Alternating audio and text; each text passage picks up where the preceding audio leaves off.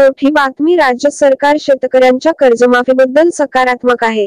त्यामुळे राज्यातील शेतकऱ्यांची केंद्र आणि राज्य सरकारने मिळून सरसकट 3 लाखांची कर्जमाफी करावी अशी मागणी अब्दुल सत्तार यांनी केली आहे। जिल्हा मध्यवर्ती बँकेची वार्षिक सर्वसाधारण सभा पार पडली असून या सभेत शेतकऱ्यांच्या कर्जमाफीचा ठराव एकमताने मंजूर करण्यात आला। कर्जमाफीच्या संदर्भात आम्ही मुख्यमंत्र्यांना विनंती केली आहे की त्यांनी केंद्राला प्रस्ताव पाठवावा। केंद्र सरकार आणि राज्य शासनाच्या मदतीने शेतकऱ्यांना 3 लाखांपर्यंत कर्ज माफ मिळू शकते का असा प्रस्ताव आम्ही मांडला असल्याचे पणन आणि अल्पसंख्याक मंत्री अब्दुल सत्तार यांनी म्हटले आहे। जिल्हा मध्यवर्ती बँकेची वार्षिक सर्वसाधारण सभा आज पार पडली।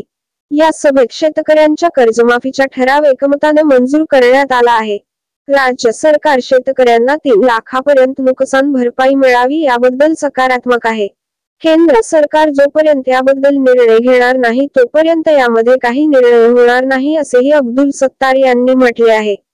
शेतकऱ्यांना पीक विमा मिळण्यासाठी कंपन्यांनी जास्त कठोर अटी लावल्या आहेत, त्या रद्द करण्यात याव्यात आणि 1 रुपया पीक विमा योजनेत शेतकऱ्यांना सरसकट पीक विमा मिळावा। त्यामुळे पीक विमा कंपन्यांनी जर शेतकऱ्यांची अडवणूक केल्यास कारवाई करण्यात येईल। 15 दिवसांमध्ये शेतकऱ्यांना नुकसान भरपाईचे पैसे मिळून जातील, असेही मंत्री सत्तार यांनी म्हटले आहे।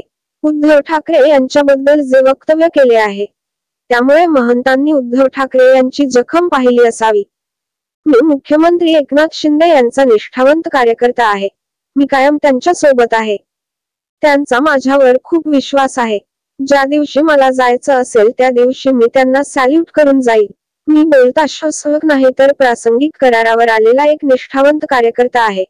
मुख्यमंत्री एकनाथ शिंदे यांच्यामुळेच सेफ जॉईन केली असल्याचे अब्दुल सत्तार यांनी म्हटले आहे।